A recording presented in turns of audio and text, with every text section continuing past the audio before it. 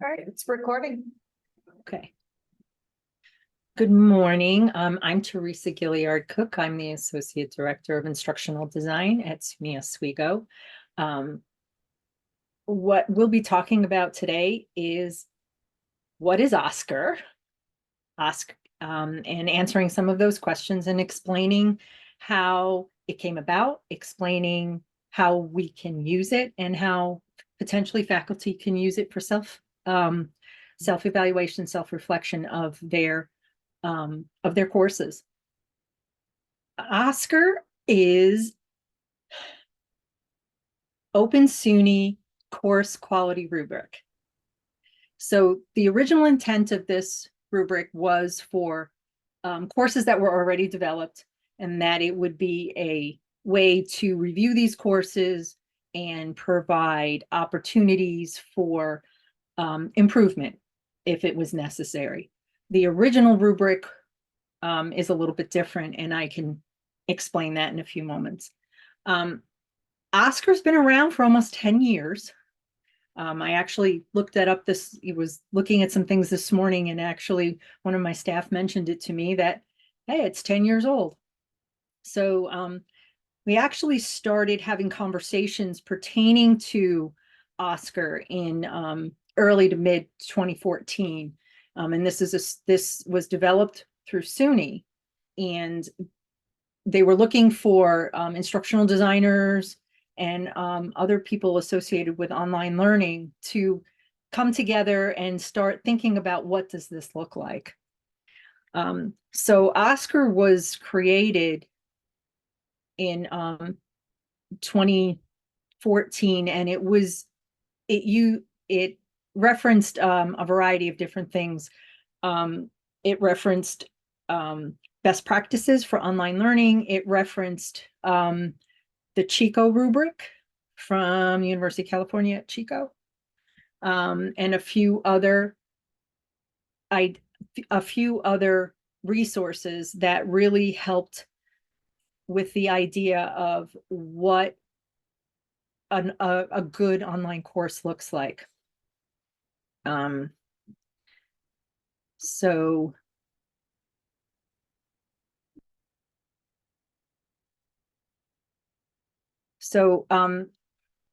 in 2014, it was released, and then it was reviewed again, and a new release was put out later in actually two new releases were put out later in 2014.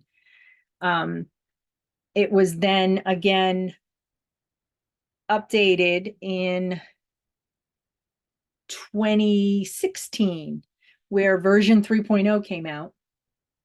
And then not too long after that, the OSCQR rubric, OSCQR was adopted as the Online Learning Consortium's online course quality scorecard. So this has been shared with OLC. OLC actually is where you go and download the original rubric. So it wasn't until August of 2021 that version 4.0 came out. And version 4.0 focuses heavily on the regulation that was put out by the U.S. Department of Education to start on July 1, 2021, regarding regular and substantive interaction. And that regulation requires there be regular and substantive interaction between a student and an instructor in fully online courses. And we have other materials on RSI. And if there are questions about that, we can certainly discuss that a little bit later. So that's just the history behind where this evolved from. So on the spreadsheet, and I will share the link if you give me just a moment. I'm going to stop sharing for a minute. Okay. And then I'm going to put this in the chat.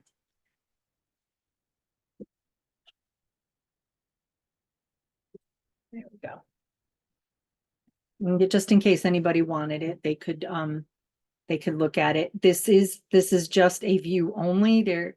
And again, because it's a draft. All right, so there it is. When you have too many screens open, it's hard to see. So the way it's set up right now, and this, like I said, it's just a draft, is that this front page is basically an overview of what's here. And it explains the basics of what OSCQR is. And one of the things that's really great about OSCQR is that even though it was meant and developed with the idea of online synchronous courses, it actually will work well for any course. And again, some things would have to be tweaked if you were thinking about using it for, say, a face-to-face course. But we plan to be using this tool not only for online asynchronous courses, but for hybrid courses, hyflex courses, and synchronous online courses. So that it's a way to look at those indicators that help determine course quality, and trying to do this in a way that's not evaluative, but more, here's what it should have, here's why, here are some different ways you can do it, because it's to add certain aspects to a course is going to be different for everyone. And some of that has to do with course content, some of it has to do with how teaching style. So one of the features of OSCQR are the fact that it is, it's flexible and it's customizable. Because this was created using Creative Commons, the rubric can be edited any way you would like to use it. The original version of the rubric has 50 standards. And as I said before, it's non-evaluative. But with the feedback that the instructional design team has received, again, very informally, we've done some customizations based on that, and that will come as we go through some of this. So for our version of OSCQR, we have 47 standards, and that's not because we dropped some of the standards. We actually didn't. We actually just combined some because they made sense to be combined together, because otherwise it's almost too granular. So it's trying to keep some of these broad, but then looking at it from a more granular level. So I also wanted to make sure that we were able to explain the icons we use within this document, and talking about, again, specifically regular and substantive interaction, and as well as the components that are necessary based on ADA. So there are 6 sections to this rubric. Come on. See. And there's on 3 of them right now, I have just a brief explanation of what you might find there. And I still have to kind of finish up the end of it. But like I said, this is a draft, and I think there were other pieces that were a little bit more important to complete. This is just so what we had anticipated doing, and we did do, is there are 2 versions of the rubric that are provided. The full version is the full 47 standards, and it has the capability of scoring. And I just want to reiterate again that the original version of OSCQR does not score. It was more thinking about it from, if whatever the standard was talking about, if it was already present, or it was based on how much time the instructional designer, faculty member thought it would take to either update or add something to it. And it wasn't really, some of the faculty that used it just found that it didn't help them be able to determine if they were doing like a self-evaluation, help them to determine if their course had that and at what level. So we added the option, we added the scoring. And again, this is in a draft. So we using a scale of 0, 1, 2, felt that was appropriate. It allows the scoring to be relatively simple. There are 94 points total based on the 47 items. So the initial idea is that this, there's ranges with the scores to talk about exemplary courses, sufficient courses of sufficient quality, and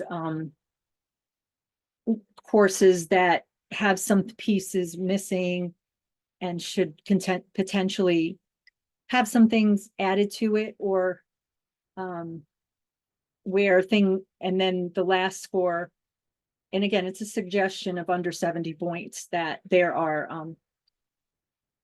things missing that could negatively impact students in their success. The second version is what we're calling the essential version, and it just has all of the essential standards, of which there are 37. So faculty member can certainly just look at those.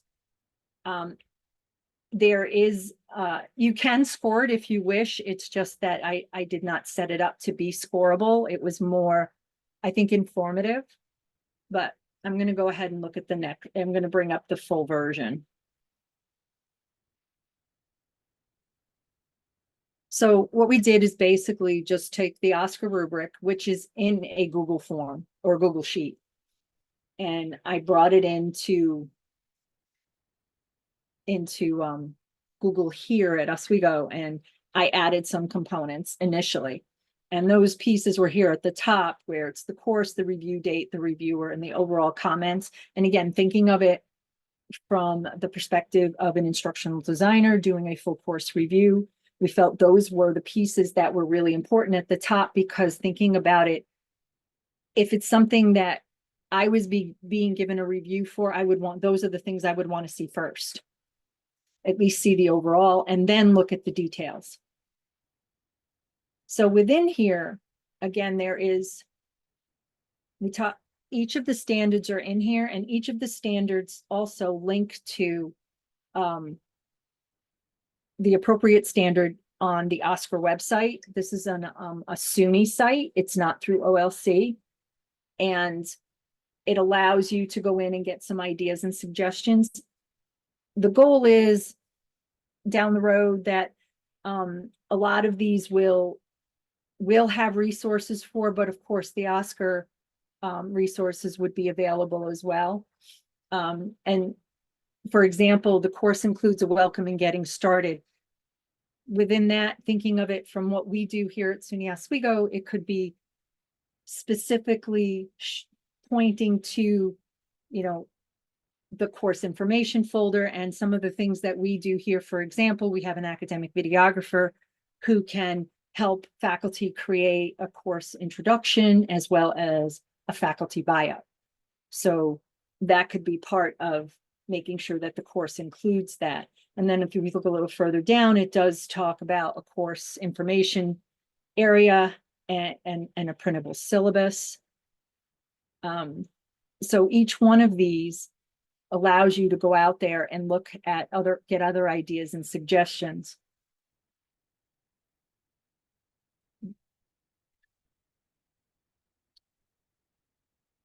The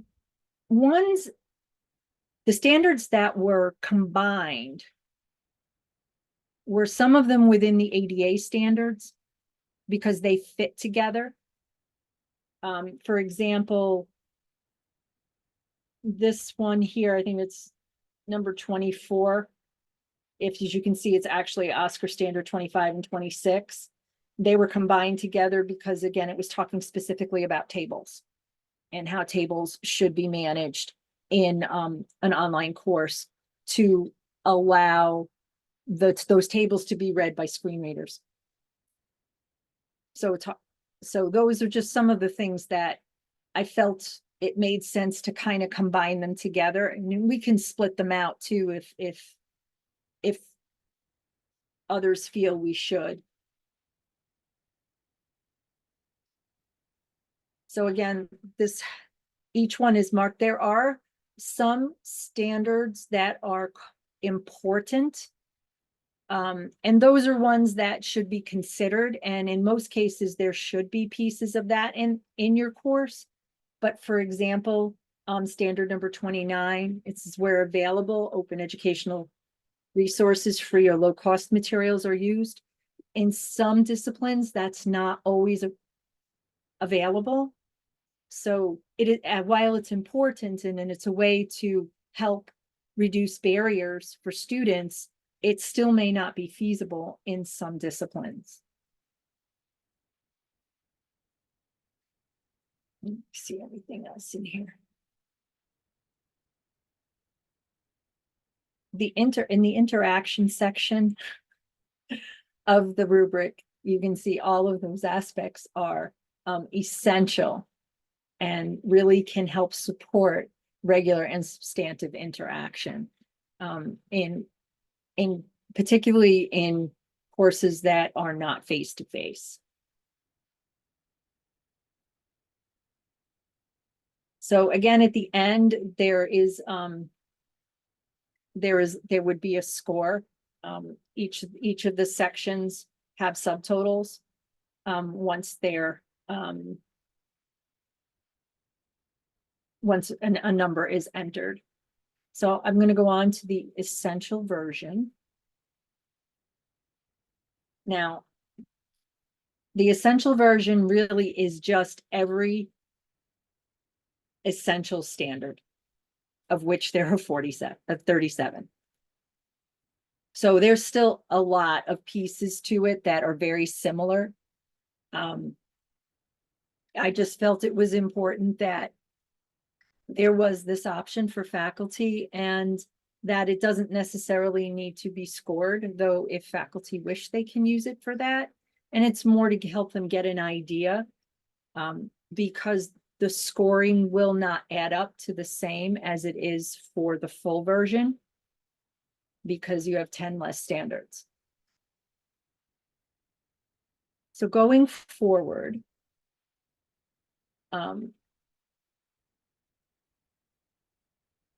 our goal is to utilize this rubric for full course reviews, which are by request. And being that our role is to really look at online asynchronous, synchronous online, hybrid, and hyflex courses. Those are the courses we would be doing full course reviews on. One of the things I do want to point out with the full version is there is a section in here called comments and action plan. And those are the comments that would come from the instructional designer. But then if you go over a little further, there's also a section for instructor questions and comments, because this is not a process that we do in a vacuum, so to speak. We do try to do this in partnership with faculty. And we realize that, for example, you may have an item in your course that does have substantial interaction with your students, but maybe we don't see it because, again, we're not teaching the course, so it may not be obvious to us. And so in those cases, these are some of the things that faculty can say, oh, okay, here's where I've done this. And some of this can come out too in a discussion prior to doing the full course review. Another option we've been considering is having faculty actually do this process first. In other words, go through the rubric themselves, think about the different components, and they can do some self-scoring, and then we could go back and then do a full course review. And then we can see where some of the concerns may be from the faculty perspective or from our perspective. Again, like I said, there's no right or wrong. I think it's really up to the faculty member, how they would like to proceed with this, as well as their instructional design partner. So that's all I have pertaining to this. I'm not sure if anybody has questions, suggestions. I'm open.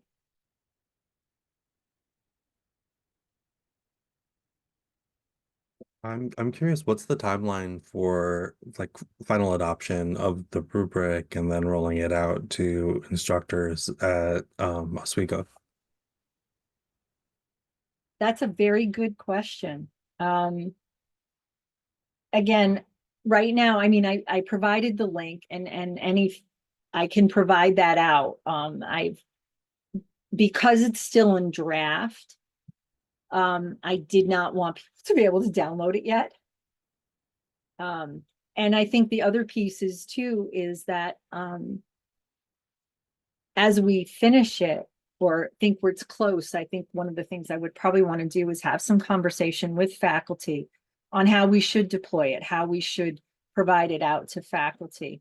And because, for example, because it has components that allow you to create a score, probably would make more sense for it to be copied out of the original, obviously, so that that can be done. And I know sometimes that seems like a small piece, but it's not, because then you have multiple copies of it floating around.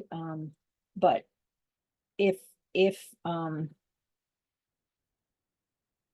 I think it depends too on, if a faculty member wants to do their own review, or if they want to do their own review in conjunction with an instructional design partner.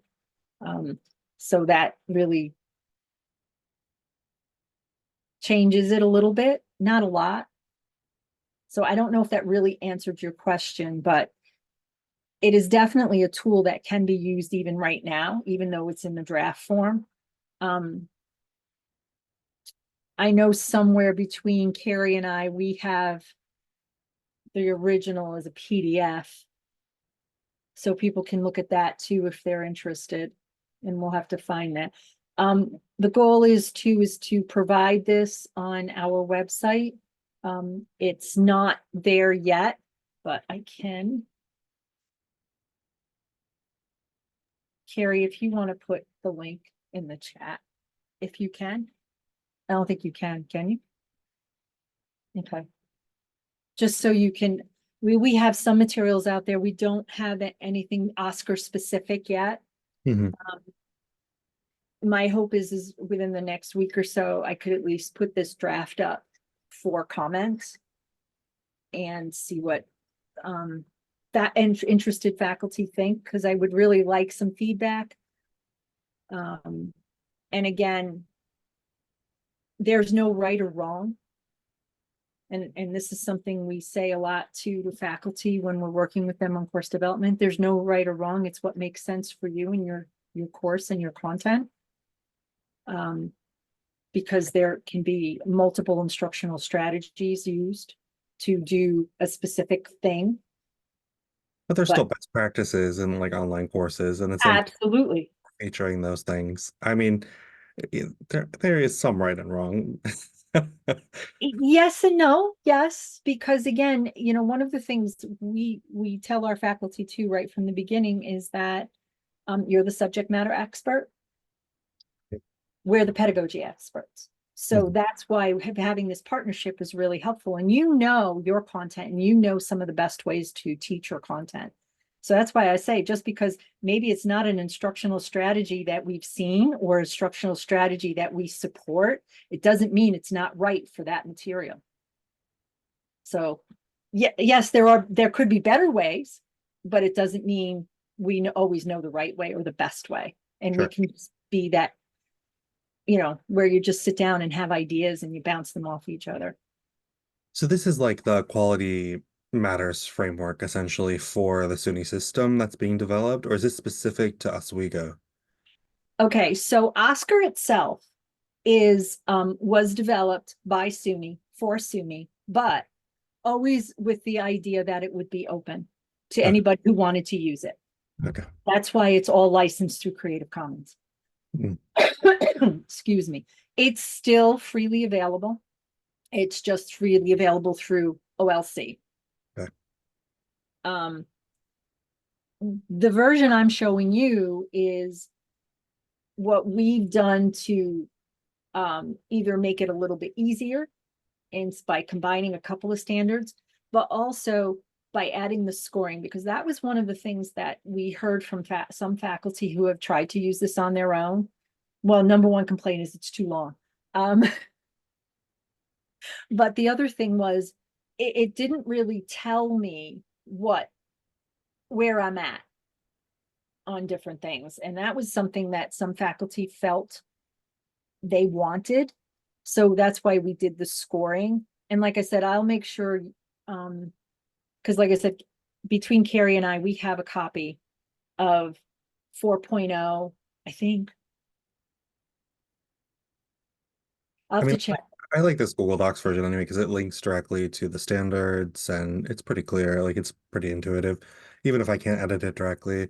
And at this point, I probably wouldn't be using it to assess anything. It would more be to when designing courses as a model of things to like a checklist of things to hit on as the course is coming together for an online course. Right, right. And that absolutely. And that's one of the ways we've used it too to help our faculty is as a checklist. Because again, it reiterates the best practices. It reiterates what we know from an instructional design standpoint based on the science of learning, based off instructional design theory and models.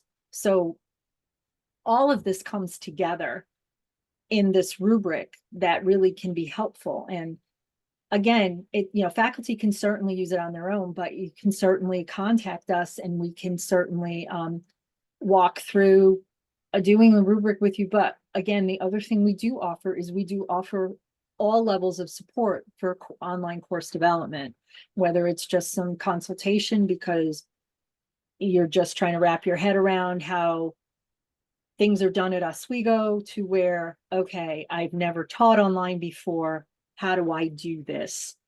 And that's what we had been doing for a number of years was all faculty who were developing online courses would work with an instructional design partner.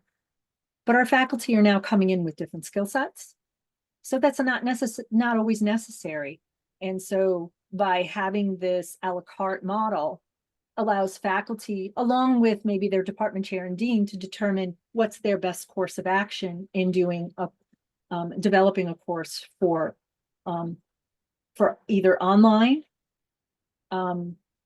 Primarily, we also offer full support for hybrid courses because again, even though that's reduced seat time, it's not, in some cases, it may not always make sense for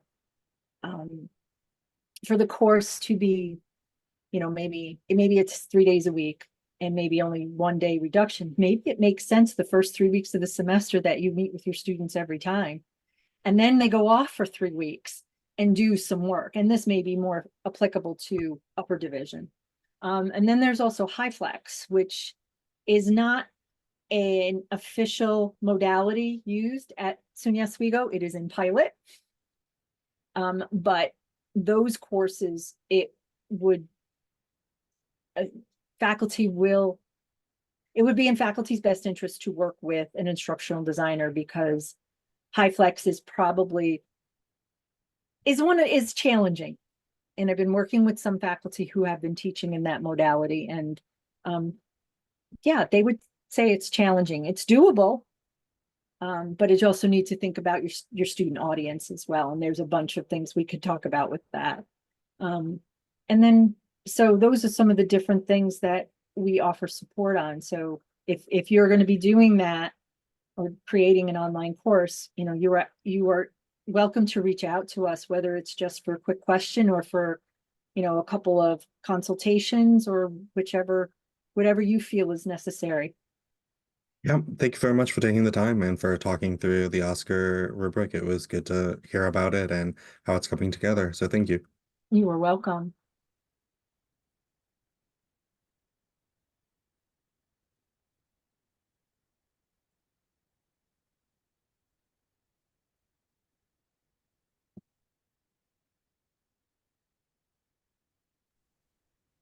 All right, if there is nothing more, then I think we are